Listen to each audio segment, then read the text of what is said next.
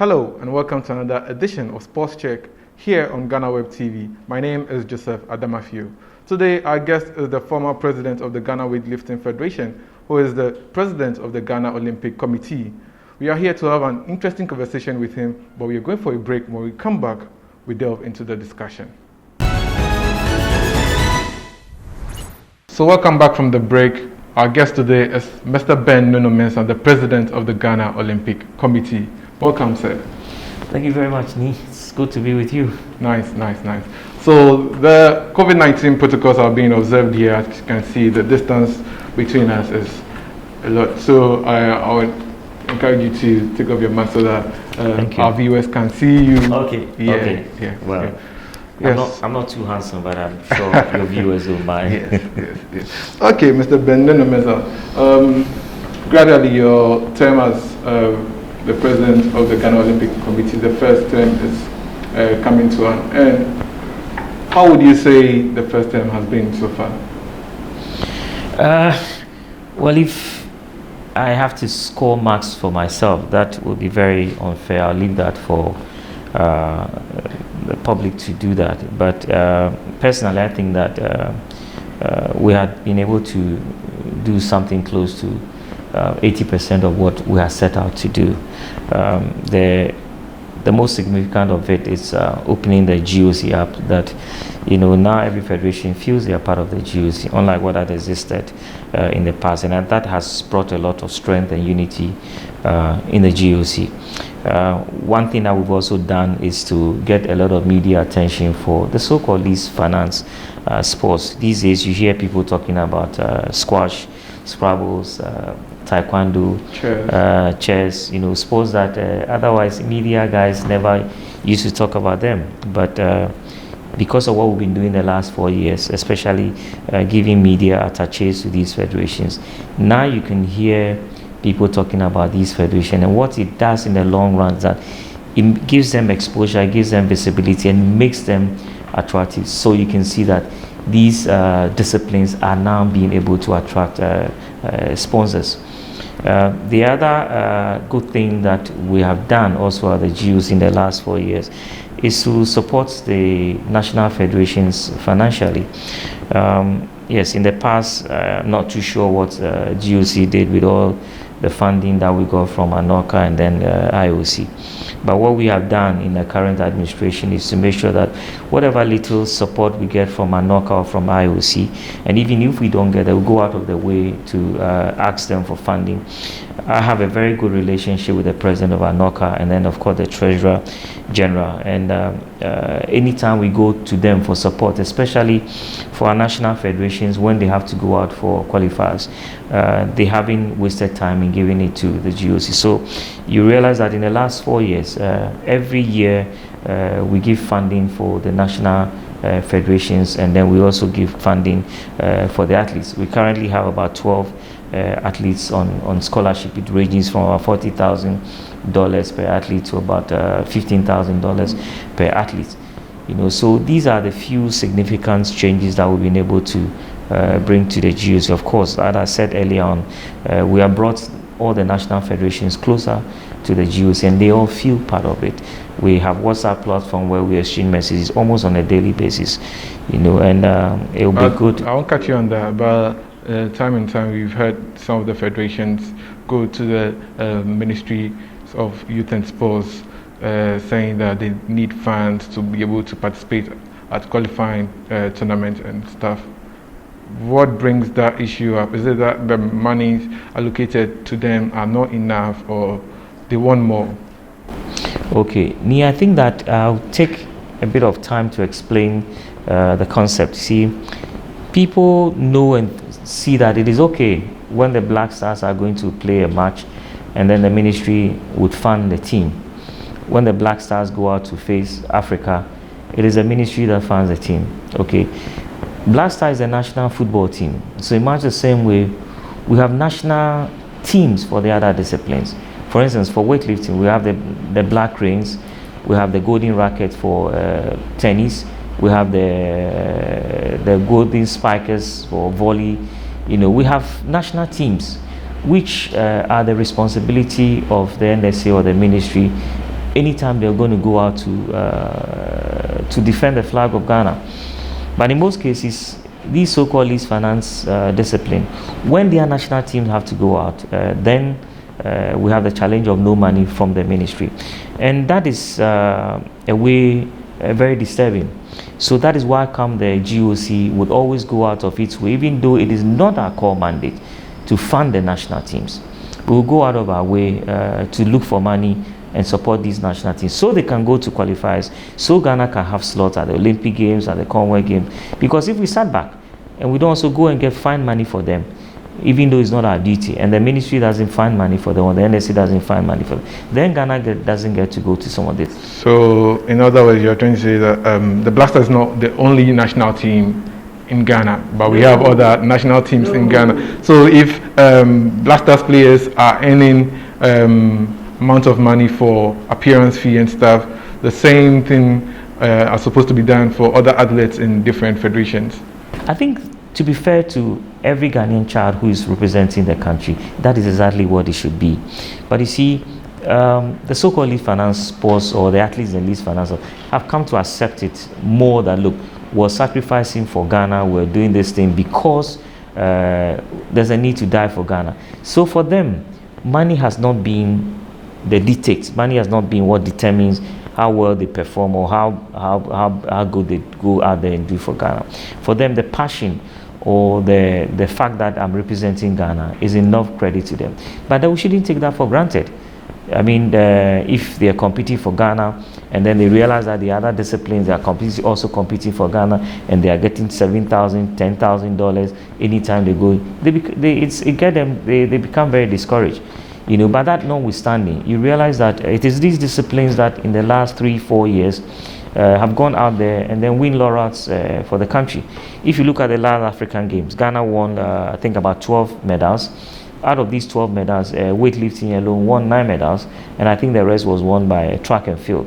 You can say same about the one before in Gabon, where I think football also won a medal. So it's a bit discouraging if you're doing the other sports and then you're not being recognized by your nation. But we've tried to manage these athletes, so they're just moving along.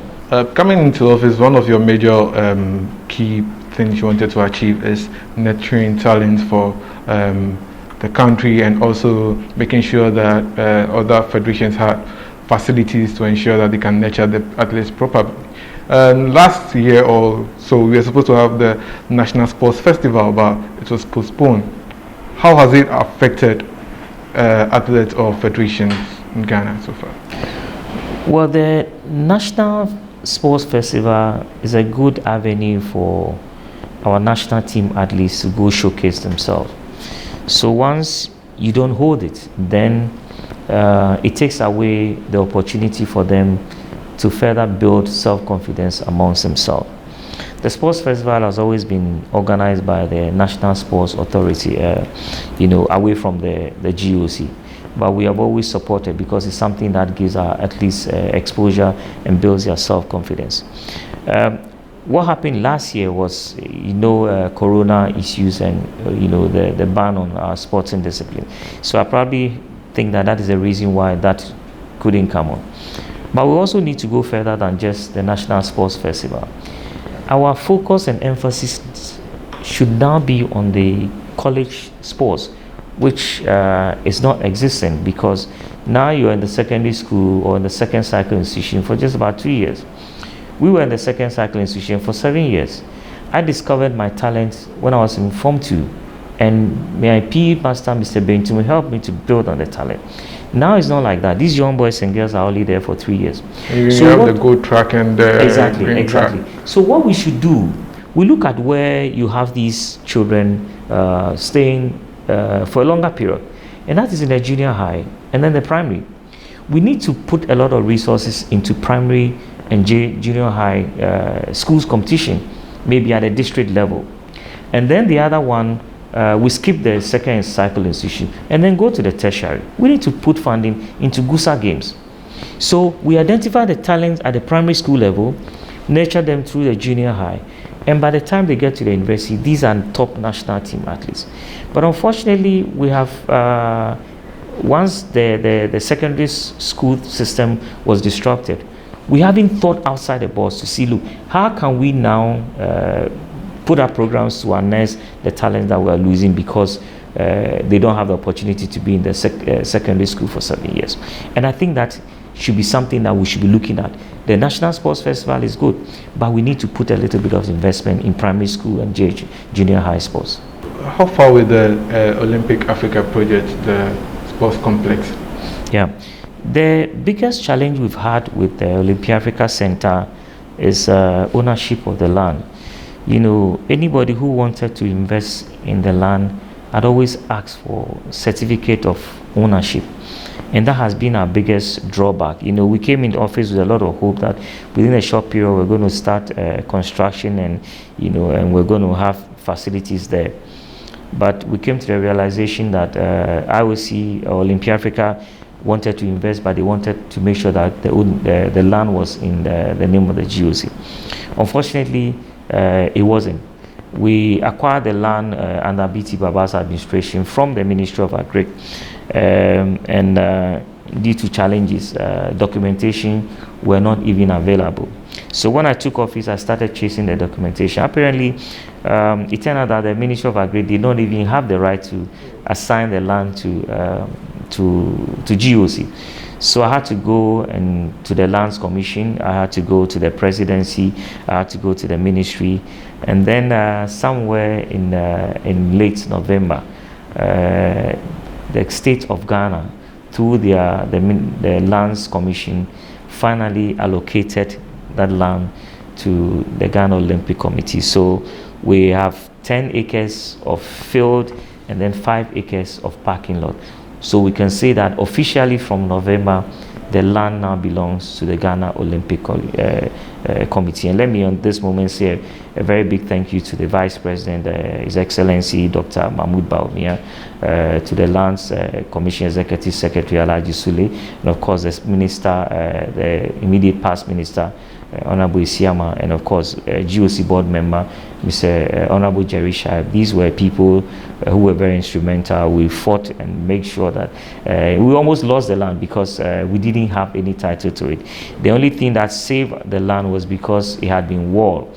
And I think that we need to give a lot of credit to Honorable BT Baba, who acquired the land. Even though he didn't have documentation, he went ahead and put a wall around the land, and that is the only thing that has secured the land. So when is work expected to start, and how much is it going to cost to construct it? Well, let me also explain that the Olympia Africa Center will not be a stadium for elite sports, okay?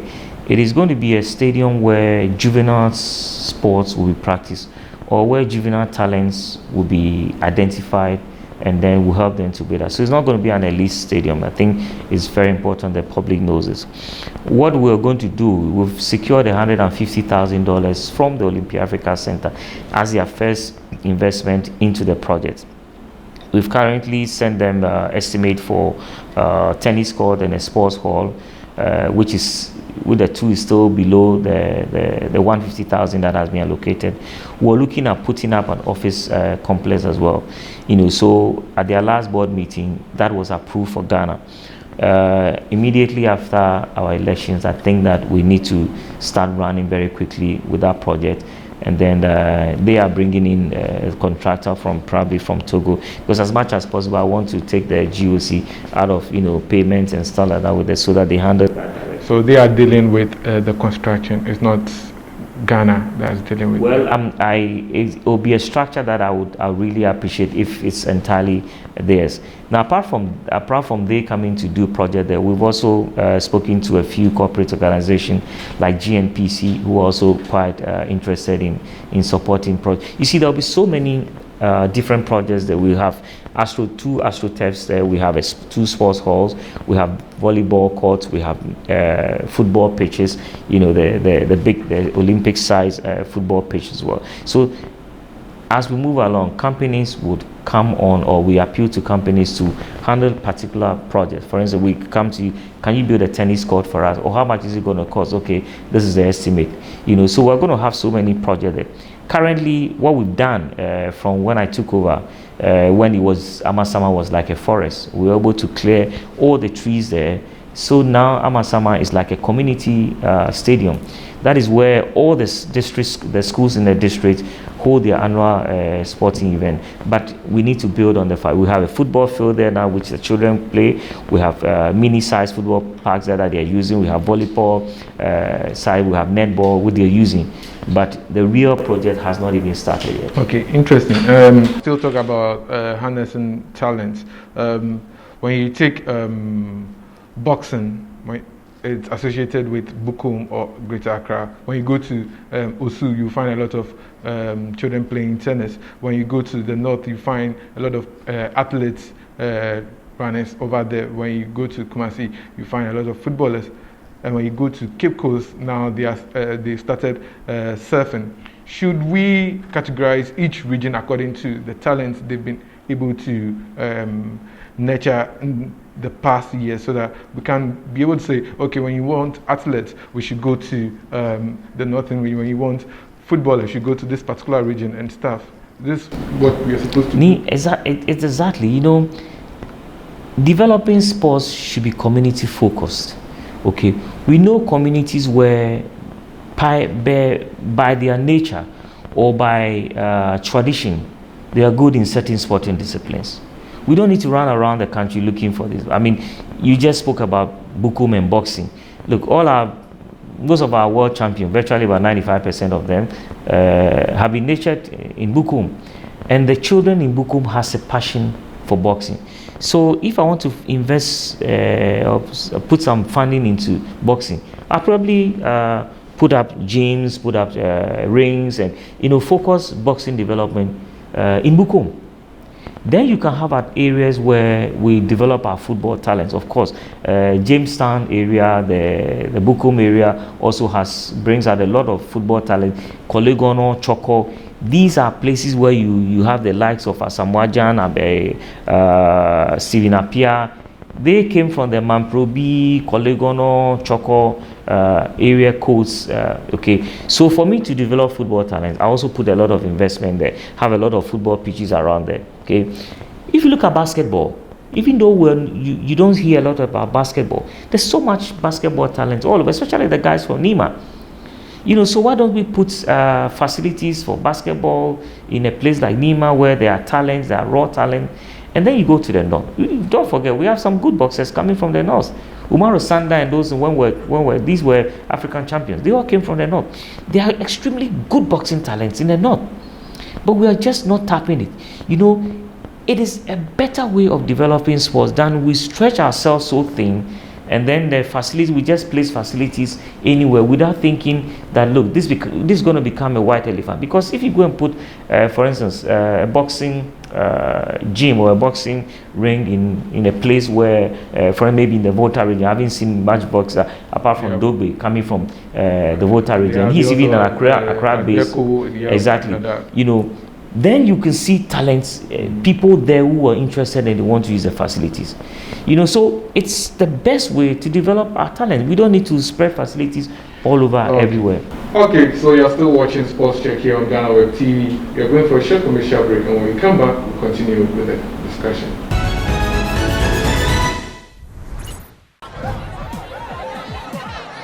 Powers and principalities. There's so much fire inside me. Tragedy struck when part of the largest hillside at the kosher rubbish dump collapsed. It's going to be fun to see how he goes about approaching this game.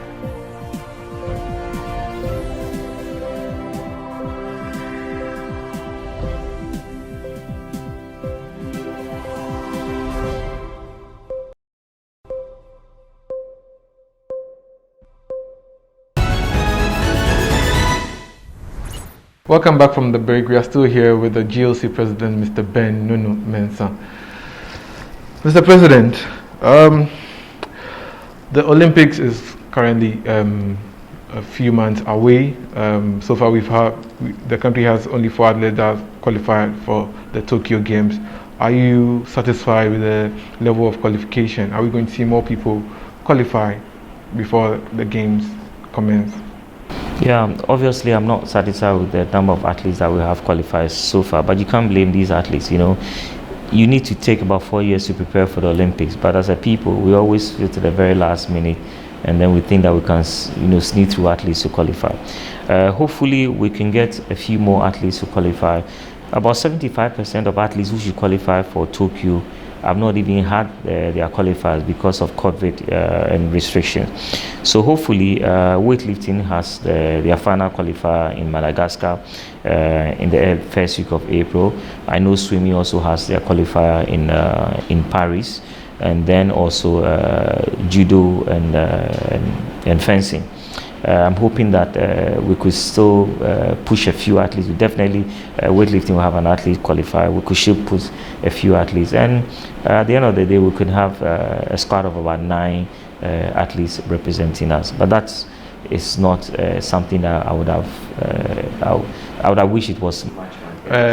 A lot of people, Ghana is a football nation, as always. What people say, we couldn't qualify. How disappointed were you?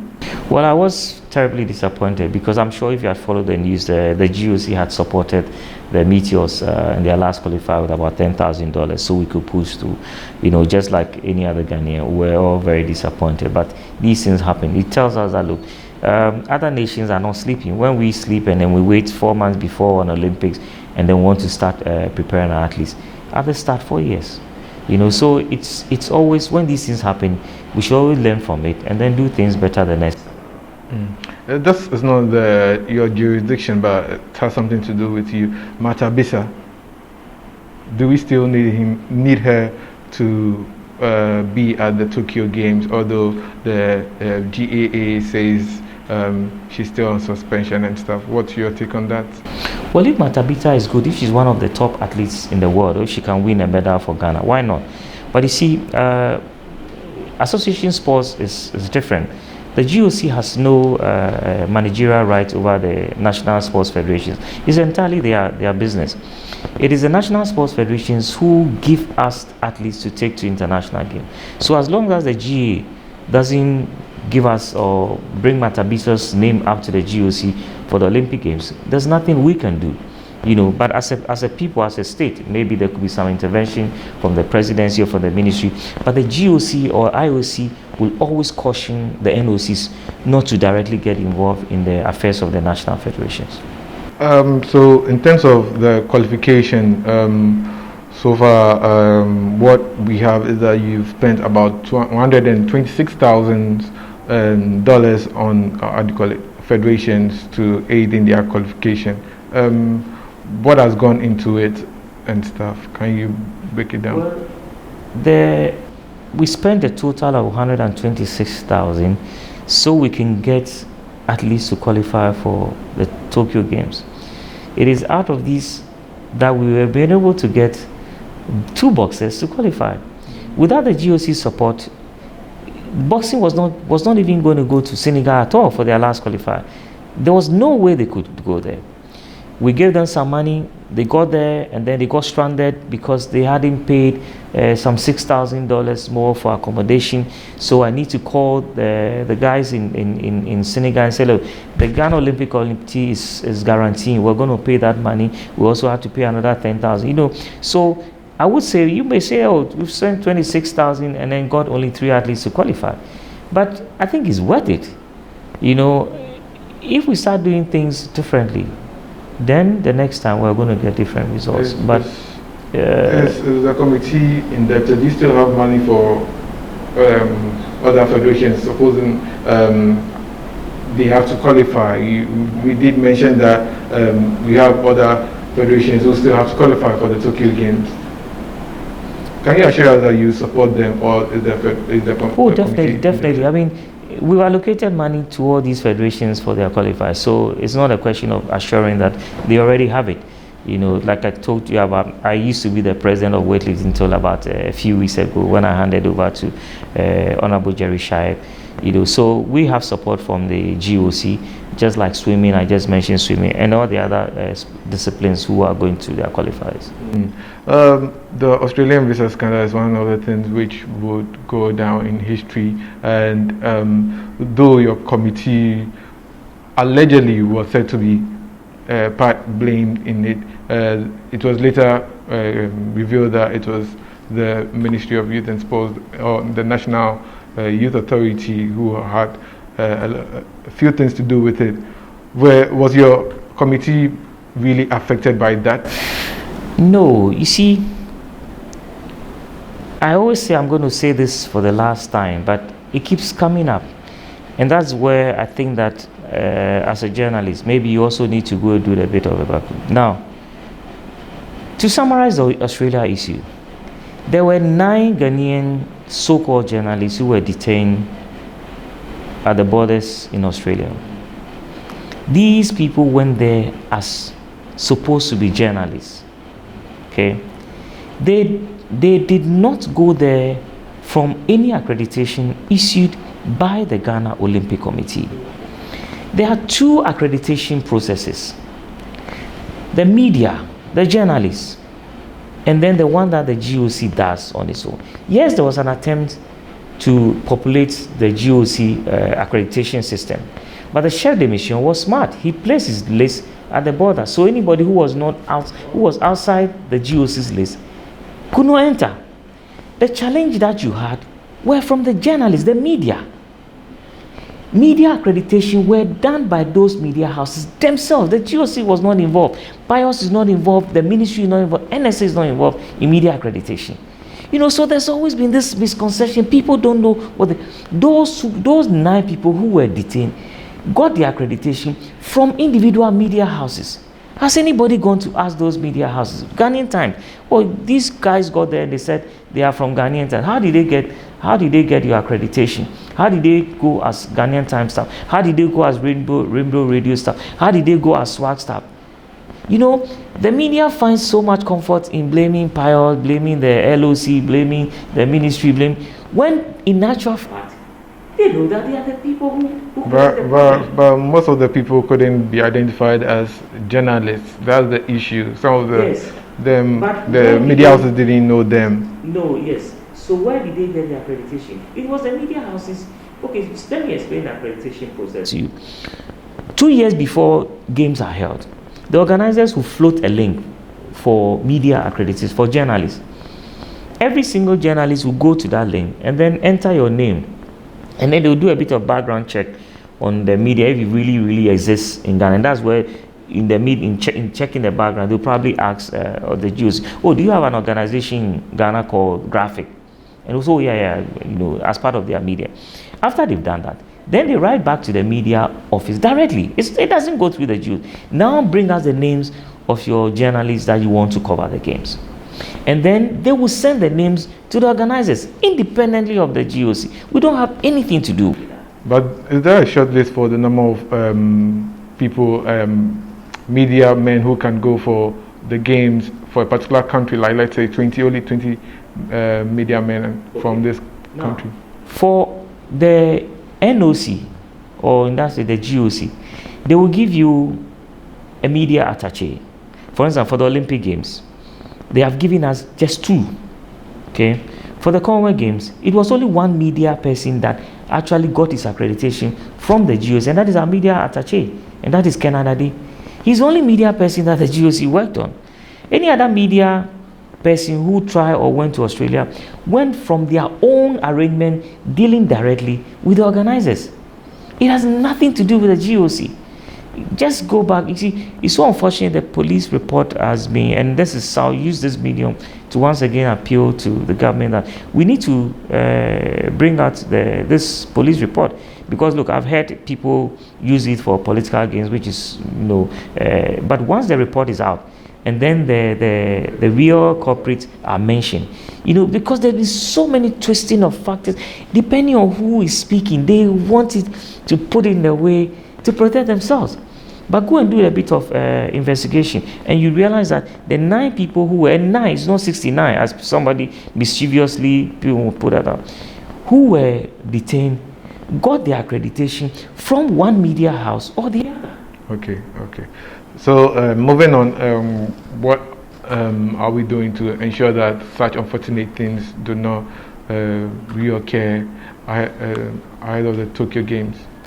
Well, I just told you that for people who even try to manipulate the GOC's own accreditation system, we're able to detect these things and then we stop them. We'll continue doing that. I mean, if you're dealing with individuals, you're dealing with people, until they do something untoward, you would always want to trust their integrity, you know. So as and when these things happen, then you learn from it. What we are doing, or what we do now, is that because of the checks and balances, yes, you may do it from the early stage, but before it gets to the top, somebody would have detected, and we are strengthening those checks and balances. So you can share that what happened in Australia won't repeat itself. You keep saying what happened in Australia. I've just explained to you that what happened in Australia is an entirely your field. Okay. You can go and get the police report or go and do your own private investigation and find out the people who were detained. Did they come from the GOC accreditation? They did not. You know, so if you keep saying that what happened in Australia, that's what the media have made people believe. And as much as we try to go out there and explain, it has nothing to do with the GOC. I also told you that people who were working on the GOC accreditation tried to populate the system, but it was detected by the chef de mission, and they couldn't succeed. So moving on, let's talk about the GOC elections, which is coming on March 15th, 2021, right? You proposed that the election should be postponed for one or two reasons. Why did you bring up such a point? Well, that proposal, even at that time I was proposing, unknown to me, had even been proposed by the IOC to most of the NOCs. You know, that they think that it would, and that's, I also agree with that. That look, we have only a few months to go to the Olympic Games. Why don't we focus on our preparation towards the Olympic Games, focus on the athletes, focus on sponsorship, work closely with government, and get as many of our athletes to qualify? Because, you know, anytime there's election, it kind of slows everybody down. I mean, like, look, there's nothing really happening. All our focus is on elections, voting, you know, and then so much misinformation, people jostling for position, you know. So ideally, and as was also recommended by the IOC, it would have been good that we wait 4 months. What do we lose? Look, we're going to have an election whose results would not have made any difference if it was done today, if it was done before the Olympics, or it was done next year. The results wouldn't be anything different, you know. So it would have been good that our focus in these few months would have been on the athletes. But, you know, Congress makes the decision. So once you go to Congress and say this is what we want to do, you just go ahead and do it. I'm just a member of Congress. My view is just one person's view. So from what you said the elections will change much. It means you are confident that you still retain. No, I'm saying that the results would not be anything different if it was done today. Whoever is going to win, if it's done today, if it's done tomorrow, if it's done for the Olympics, it would be the same person. But are you confident in your re-election as GOC president? Obviously, I mean, we've done a lot of work. We have worked with all the federations. We supported all the federations, and when I speak to most of them, I get the sense that, you know, they want us to continue on the good path or the changes that we brought to the GOC. And at least the sources that we have chalked, there's a need to build on that, and that is where I believe that most of the federations want us to continue. 4 years is enough to leave a legacy. Why are you seeking a re-election? If you say 4 years is enough to leave a legacy, then I would say then 8 years would be a good time to leave a huge legacy.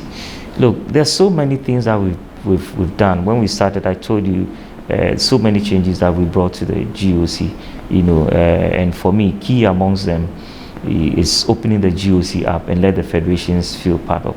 You know, we've just spoken about, now we have been able to acquire Amasaman. Look, even when you walk into the GOC office, you know, unlike what it was 4 years ago, you now see that this is an Olympic Committee office. Even the furnishing we've done there, look, the painting, it's a complete change, okay?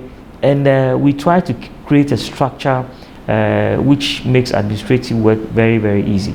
The GOC is different from what it was before 4 years ago. let's talk about the weightlifting federation, which you were formerly the president of. Why did you leave the weightlifting federation for someone else to come in, a new phase to come in?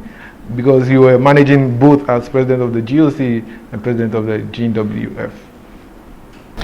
Wenny, if you know me privately, or if you were that close to me in my private life, I am the type that I step into an organization, I correct changes there, make a mark, leave it to a certain level, and move on. I don't like playing Mugabe. You know, because you know, watch, if you lead an organization and then you think that you are the only one who could ever lead the organization, and for that reason nobody is good, you not even have the edge to mentor young and up and coming people. Okay, look, after 8 years, what again can you do? What again can you offer? What new can you do? It's always best that, look, you run an organization to the best of your ability, give other younger people the chance to also come up. But while you're running, make sure that you are mentoring these young people. You're teaching them that when you're not there, they can run the organization.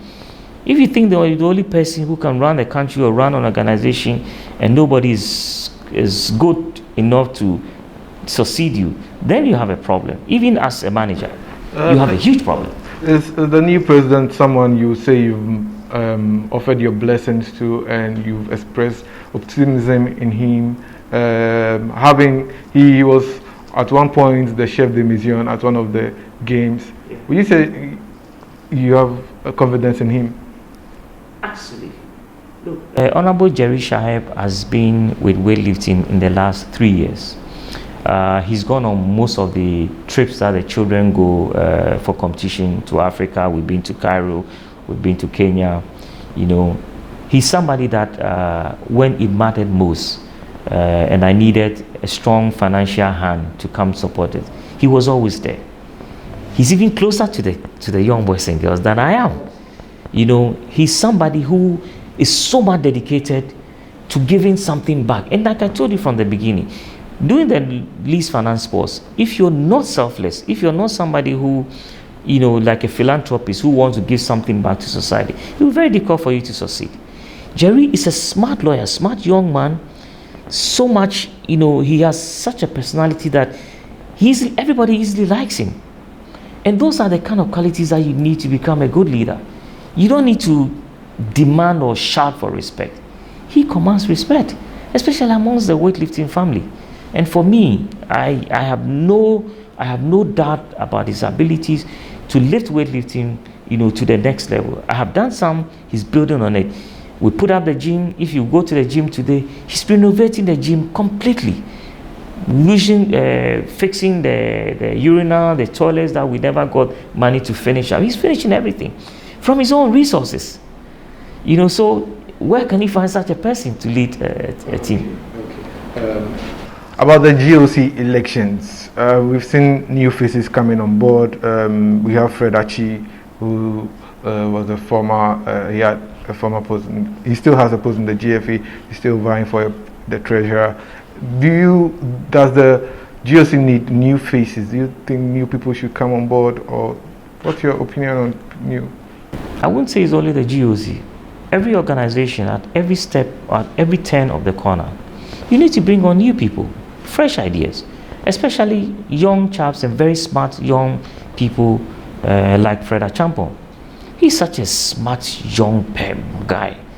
He's unbelievable. The worth of knowledge that guy has, the value that he brings onto the GOC is unimaginable.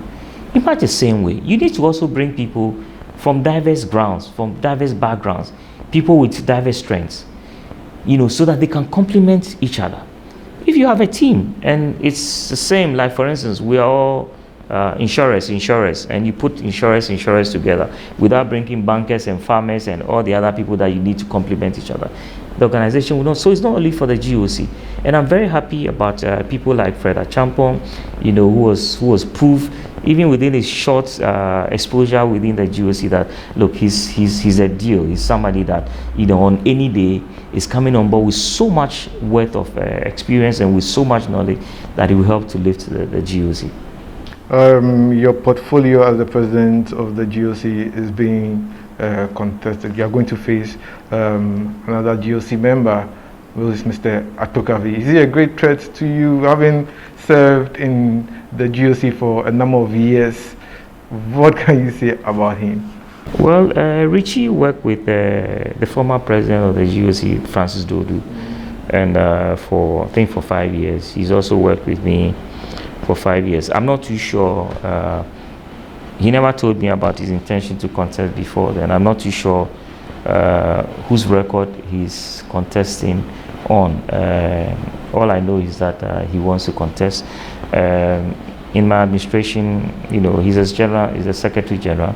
I gave him the free hand to run the GOC with the administrative staff there. So gave me a lot of opportunities, and if at this moment he thinks that he wants to contest for the presidency, I'm not too sure if it's on my records or it's on Francis Dodu's record, but if it's on my records and my achievement. But just something just came to mind. You were also the former treasurer under Professor Dodu's tenure. You took a step back, you contested him, and you won. Mr. Atogavi wants to do something same. It's different because in my case, when you're in an organization, you don't agree with the leadership. The principal thing to do is to step aside, is to leave. Otherwise you'll be staying in the organization and you'll be undermining the leadership. And if you're undermining leadership, you're virtually undermining the administration.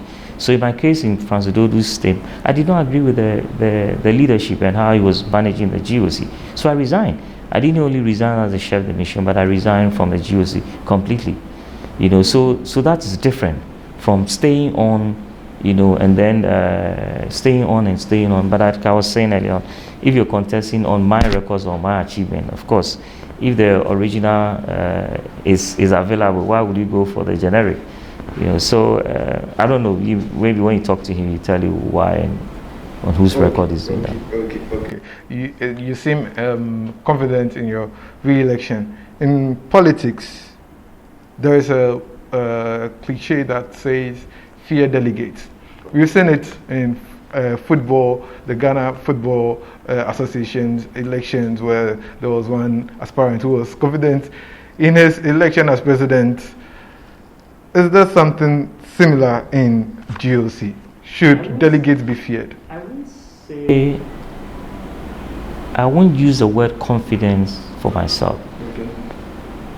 I would rather say that I have belief in the delegates because of the work that we have done together.